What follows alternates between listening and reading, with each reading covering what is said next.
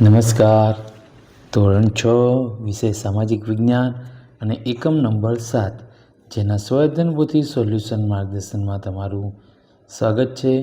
જોઈએ એમાં એકમનું નામ છે ગુપ્ત યુગ અને અન્ય શાસકો, જેના સ્વઅધ્યયન પોથી સોલ્યુશનમાં આપણે નંબર 1 જોઈએ તો પ્રશ્ન નંબર 1ની અંદર આપેલા વિકલ્પના જવાબ આપવાના છે. જેમાં નંબર 1 નાલંદા વિદ્યાપીઠ હાલના કયા રાજ્યમાં આવેલી છે? તો એમાં બી બિહાર. નીચે પૈકી કયા બે શાસકો સમકાલીન હતા? હર્ષવર્ધન અને પુલકેશી બીજો. નીચેના પૈકી કઈ કૃતિ કવિ કાલિદાસની નથી? અરુભંગમ. નંબર 4 ગુપ્ત યુગમાં શાસકો પોતાના પ્રદેશના દસ્તાવેજો સાચવવા કોની નિમણૂક કરતા હતા? પુષ્તપાલ. ઈસવીસન 6ઠી સદીની મધ્યમાં હુણોએ મધ્યમ એશિયાથી ભારત પર આક્રમણ કર્યું. તેઓ કઈ દિશાથી ભારતમાં પ્રવેશ્યા હતા? વાયવ્ય. નંબર 6 નીચે પૈકી કોણ ગુપ્ત યુગના રાજા નથી? ચંદ્રગુપ્ત મૌર્ય. નંબર 7 ભારતના શેક્સપિયર તરીકે કયા કવિ ઓળખાય છે? એ. કાલિદાસ. 8 નંબરની અંદર જોઈએ દક્ષિણ પંથના સ્વામીનું બિરુદ કયા રાજવીએ ધારણ કર્યું હતું? પુલકેશી બીજાએ. શૂન્ય અને દશાંશ પદ્ધતિની શોધ કોના દ્વારા થઈ હતી? આર્યભટ્ટ. લોહ સ્તંભની બાબતે કયું વિધાન યોગ્ય છે? તેમાં આજ દિન સુધી કાટ લાગેલ નથી. પ્રશ્ન નંબર 2 પ્રશ્ન નંબર 2ની અંદર સૂચના આપેલી છે કે નીચેની ખાલી જગ્યા પૂરો. જેમાં નંબર 1 ગુપ્ત વંશના સ્થાપકમાં શ્રીગુપ્ત. ત્યાર પછી અમરસિંહે અમરકોશ નામના ગ્રંથની રચના કરી. ભારતીય ઇતિહાસમાં ગુપ્ત યુગને સુવર્ણયુગ કહેવામાં આવે છે. પ્રાચીન ભારતના છેલ્લા મહાન સમ્રાટ હર્ષવર્ધન હતા. જાતક કથાઓ બૌદ્ધ ધર્મ સાથે જોડાયેલી છે. અને છેલ્લું છઠ્ઠું જેમાં આવશે ફાહિયાન. આગળ જોઈએ પ્રશ્ન નંબર 3 ખરા ખોટા જણાવો. ખરા ખોટા જણાવવાની વાત કરે છે ત્યારે એમાં જોઈએ નંબર 1 સમુદ્રગુપ્તના સમયથી પ્રશસ્તિ રાજકવિ હરિસેને રચી હતી. સાચું. ગુપ્ત યુગમાં પ્રાંતને વિભાગોમાં વહેંચવામાં આવતો હતો. સાચું. ગુપ્ત સમયમાં હિન્દી ભાષાને રાજ્યભાષાનું સ્થાન મળ્યું હતું. ખોટું. નંબર 4 ગુપ્ત શાસનતંત્રમાં સમ્રાટ મહારાજા ધીરાજ અને પરમ ભાગવત જેવા બિરુદો ધરાવતા હતા. સાચું. પુલકેશી બીજાએ બુદ્ધની પ્રતિમા હાથીની અંબાડી પર મૂકી પૂજા કરીને સ્થાપિત કરી હતી. ખોટું. ચંદ્રગુપ્તના રાજદરબારમાં ગ્રીક એલ્ચી મેગસ્તીન આવ્યો હતો. ખોટું. નંબર 4 મને ઓળખો. મને ઓળખોમાં જોઈએ આપણે નંબર 4માં તો એમાં પહેલું જોઈએ આપણે તો નંબર 1 હું વિક્રમાદિત્યના દરબારનો રાજવૈદ્ય હતો. ધન્વંતરી. મેં અષ્ટાંગ હૃદય સંહિતા નામનો ગ્રંથ લખ્યો હતો. વાગ્યભટ્ટ. નંબર 3 મેં નાલંદા વિદ્યાપીઠના નિભાવ માટે 100 ગામ ભેટ આપ્યા હતા. સમ્રાટ હર્ષવર્ધન. નંબર 4 હું વિક્રમાદિત્ય રાજગાદીએ આવનાર ગુપ્ત વંશનો શાસક છું. કુમારગુપ્ત પહેલો. હું લિચ્છી જાતિની રાજકન્યા હતી કુમારદેવી અને મેં હર્ષચરિત નામનો ગ્રંથ લખ્યો હતો. બાણભટ્ટ. આગળ જોઈએ પ્રશ્ન નંબર 5 જોડકા જોડો. જોડકાની અંદર જોઈએ તો અનો બ સાથે વિભાગ જોઈન્ટ કરીએ છીએ તો એમાં અહીંયા આપણે જે વચ્ચેની જગ્યા છે એની અંદર લખવાનું છે, સામે જોઈન્ટ કરવાનું નથી. તો એમાં જોઈએ નંબર 1 ચંદ્રગુપ્ત પહેલો તો એમાં આવશે મહારાજા ધીરાજનું બિરુદ. સમુદ્રગુપ્ત તો એમાં કવિરાજનું બિરુદ. ચંદ્રગુપ્ત બીજો સકારીનું બિરુદ. આર્યભટ્ટ પ્રખર ગણિત શાસ્ત્રી અને ઈરાનના શહેનશાહ તો એમાં ખુસરો.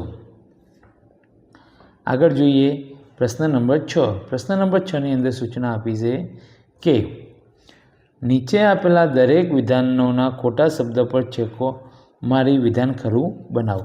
એટલે કે અહીંયા જે વિધાન આપેલું હોય એમાંથી જે ખોટો હોય એને આપણે છેકો મારી દેવાનો અને એ જ વિધાનને ત્યાર પછી ફરીથી આપણે અહીંયા લખવાનું છે જે સાચું છે એને. એવી જ રીતે નંબર 2ની અંદર પણ એવું જ કરવાનું. જે ખોટું વિધાન છે એને આપણે અહીંયા ચેકી નાખવાનું છે અને સાચું વિધાન વધ્યું એને અહીંયા નીચે લખવાનું છે. બરાબર. નંબર 3ની અંદર ચંદ્રગુપ્ત પહેલાંને છે કે સમુદ્રગુપ્તને કવિરાજનું બિરુદ પ્રાપ્ત થયું હતું, એ નોંધ કરવાની રહેશે. આગળ જોઈએ નંબર 4. પ્રયાગરાજ તીર્થ હાલ ઉત્તર પ્રદેશ રાજ્યમાં આવેલું છે. કયા રાજ્યમાં આવેલું છે? તો કે ઉત્તર પ્રદેશ રાજ્યમાં આવેલું છે. પ્રશ્ન નંબર 7. પ્રશ્ન નંબર 7ની અંદર સૂચના છે કે નીચે આપેલા પારિભાષિક શબ્દોની સમજૂતી આપો.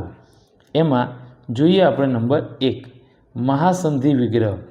ગુપ્ત યુગમાં વિદેશ નીતિ સંભાળનાર મુખ્ય અધિકારીને મહાસંધિ વિગ્રહ કહેવામાં આવતો. નંબર 2, સુવર્ણયુગ.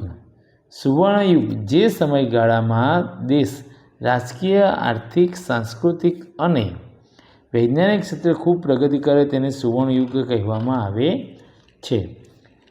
ભુક્તિ. ગુપ્ત યુગમાં રાજ્યના પ્રાંતીય વિભાગને ભુક્તિ કહેવામાં આવતો. તેના વડાને પ્રાદેશિક કહેવામાં આવતો અને તે પ્રાંતનો વહીવટ સંભાળતો. આગળ જોઈએ પ્રશ્ન નંબર 8. પ્રશ્ન નંબર 8ની અંદર સૂચના આપી છે કે નીચે આપેલા પ્રશ્નોના ઉત્તર 1-2 વાક્યમાં આપો.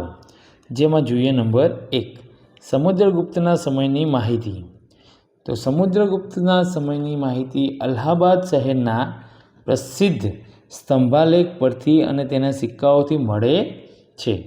નંબર 2, ગુપ્ત યુગનું શાસન તંત્ર કયા 3 વિભાગોમાં વહેંચાયેલું હતું? તો એના 3 વિભાગો હતા: કેન્દ્રીય, પ્રાંતીય અને સ્થાનિક.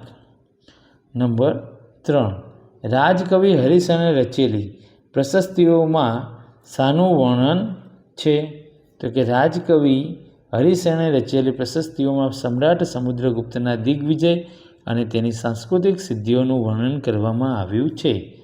નંબર 4, સમુદ્રગુપ્ત સંગીતપ્રેમી હતો એમ સાથે કહી શકાય? સમુદ્રગુપ્તને તેના સિક્કાઓ ઉપર વીણા વગાડતો દર્શાવવામાં આવ્યો છે. આ પરથી કહી શકાય કે તે સંગીત પ્રેમી હતો. આગળ જોઈએ નંબર 5. અહીંયા તમને આ ફક્ત માર્ગદર્શન માટે તૈયાર કરવામાં આવેલું છે. તમે એનો માર્ગદર્શનપૂર્ણ ઉપયોગ કરવાનો છે. જોઈએ નંબર 5. તો નંબર 5ની અંદર ગુપ્ત સમયમાં ગુજરાતના સમુદ્ર કિનારે કયા બંદરો હતા? તો કે ગુપ્ત સમયમાં ગુજરાતના સમુદ્ર કિનારે ભૃગુ કચ્છ એટલે કે ભરૂચ અને સ્તંભ તીર્થ એટલે કે ખંભાત, આ 2 બંદરો હતા. ત્યાર પછી ગુપ્ત શાસનમાં કયા કયા ધર્મનો વિકાસ થયો? ગુપ્ત શાસનમાં વૈષ્ણવ ધર્મનો રાજધર્મનો દરજ્જો મળ્યો હતો, તેમજ શૈવ ધર્મ, બૌદ્ધ ધર્મ અને જૈન ધર્મનો વિકાસ થયો હતો. નંબર 7, ગુપ્ત યુગનો ધાતુ વિદ્યામાં મેળવેલી સિદ્ધિનો શ્રેષ્ઠ નમૂનો કયો છે? દિલ્હી પાસેના મહેરૌલીનો લોહ સ્તંભ ગુપ્ત યુગે ધાતુ વિદ્યામાં મેળવેલી સિદ્ધિનો શ્રેષ્ઠ નમૂનો છે. નંબર 8, સમ્રાટ હર્ષવર્ધને કયા કયા નાટકોની રચના કરી હતી? સમ્રાટ હર્ષવર્ધને પ્રિયદર્શિકા, રત્નાવલી અને નાગનંદ નામના નાટકોની રચના કરી હતી. નંબર 9, સકારાઈનું બિરુદ કોણે ધારણ કર્યું હતું? કેવી રીતે? સમ્રાટ ચંદ્રગુપ્ત બીજાએ શકક્ષત્રપ વંશના રાજ્ય ઉપર વિજય મેળવ્યો હતો. તે વિજયની યાદમાં તેણે સકારી બિરુદ ધારણ કર્યું હતું. નંબર 10, ગુપ્ત શાસનતંત્રમાં ગામનો વહીવટ કોણ કરતું હતું? ગુપ્ત શાસનતંત્રમાં ગામનો વહીવટ ગામના વડીલો, ગામના મુખી અને વયસ્ક ગ્રામજનોના પ્રતિનિધિઓની બનેલી સમિતિ કરતી હતી. પ્રશ્ન નંબર 9. પ્રશ્ન નંબર 9ની અંદર કીધું છે કારણ આપો. શું આપવાનું છે? કારણ. કેવું કારણ? તો કે સમુદ્રગુપ્ત વિદ્યાપ્રેમી અને સંગીત પ્રેમી હતો. કારણ આપો. તો લખી શકાય કે સમુદ્રગુપ્તે અનેક વિદ્વાનોને આશ્રય આપી ઉચ્ચ કોટીના સાહિત્યનું સર્જન કરાવ્યું હતું. તેણે અનેક કાવ્યોની રચના કરીને કવિરાજનું બિરુદ મેળવ્યું હતું. સમુદ્રગુપ્તે તેના સિક્કાઓ ઉપર વીણા વગાડતો દર્શાવવામાં આવ્યો છે. આ પરથી કહી શકાય કે સમુદ્રગુપ્ત વિદ્યાપ્રેમી અને સંગીતપ્રેમી હતો. નંબર 2. ચંદ્રગુપ્ત બીજાનો સમય ગુપ્ત યુગનો સુવર્ણ યુગ કહેવાય છે. તો ગુપ્ત યુગમાં રાજકીય એકતા, શાંતિ અને સલામતી સ્થપાઈ હતી. વેપાર અને ઉદ્યોગોનો વિકાસ થયો હતો. લોકો સુખી અને સમૃદ્ધ હતા. આ સમયમાં અનેક વૈજ્ઞાનિક શોધો થઈ હતી. ભારતમાં આ સમયે મંદિર સ્થાપત્યની શરૂઆત થઈ હતી.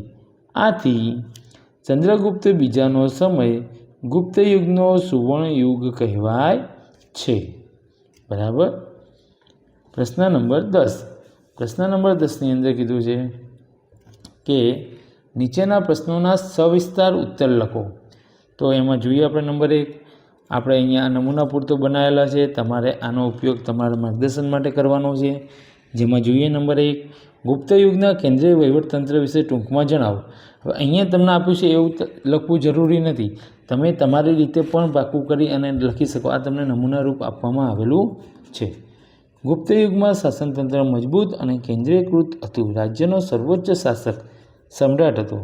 સમ્રાટ મહારાજા ધીરાજ અને પરમ ભાગવત જેવા બિરુદો ધારણ કરતા.